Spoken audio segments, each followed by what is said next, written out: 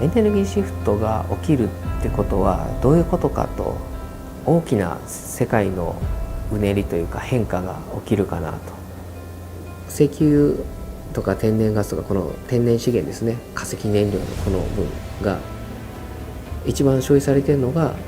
車でガソリンで石油がガソリンだったり、あるいは火力発電所で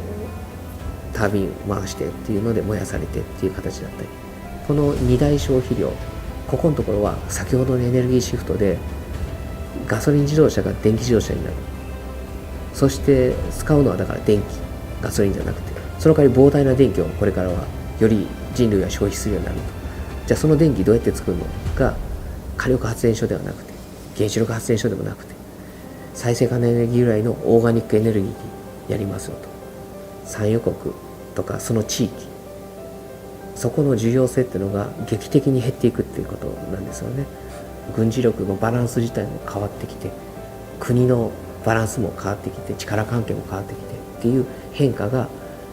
エネルギーシフトとともに起きていく。大きな世界のその枠組み、力関係っていうのが変わっていくのが起きていくんだなっていうのがエネルギーシフトにおける副次的な一つの現象かなと。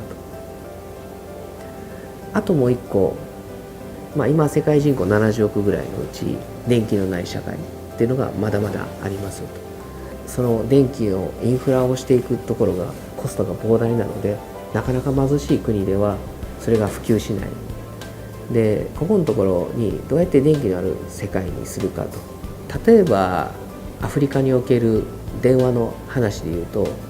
本来電話っていうのは固定電話が普及し携帯電話が普及しっていうこのステップがあるものと思われてたのが、実際アフリカでどうなったかというと、固定電話ではなくてそれを飛び越えていきなりから携帯電話が普及したんですね。携帯の基地局っていうかな、アンテナをところどころにポンポンポンと立ててさえしまえば、圧倒的に少ないコストでこの携帯電話がアフリカ中に普及したと。これと同じことが電気でこれから起きるんです。電気もまた電柱立てていき、電線引いていき、各家にそれぞれ配線していって初めて電気が使われると。でもこのためには膨大なお金が必要ですよというのが電気だったので、だから貧しい国では電気が広がらない。電気の流れるこの電線のインフラがなくても、いきなり太陽光パネルとバッテリー、これだけでアフリカの人たち、あるいはアフリカじゃないところでも貧しいところの電気がないところに簡単に電気を持てる。太陽光っていうどこでもある、このどこでも受け入れる分でパネルだけやって、でもこれだけだと不安定ですと。しかも日中しか発電しません、夜中発電しません。でもここに電気自動車から由来のバッテリーがどんどん電気自動車とともに低コスト化して安くなっていって、この太陽光とそれを不安定なものを貯めてバッテリーにすると。ってことで安定した電気、24時間使える電気を手に入れることができるんです。アフリカの人でも手が届く金額にやがて達するんです。今までない人たち、ここに一気に普及していく世界が多分この10年以内にやってくるんですよ。世界が豊かになるんですね。多分衛星から何からいろいろ変わるじゃないですか。電気があればいろんなことできるじゃないですか。それが